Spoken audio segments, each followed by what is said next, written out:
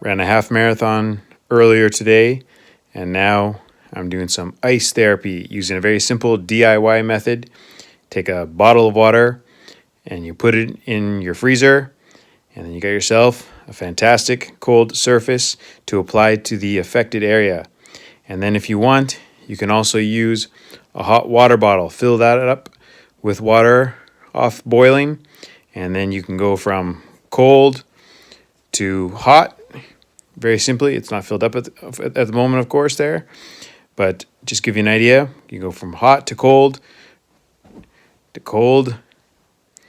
Okay, so a very simple method. Once this thaws out, you can put it right back into the freezer. This will take a good while to thaw out anyhow.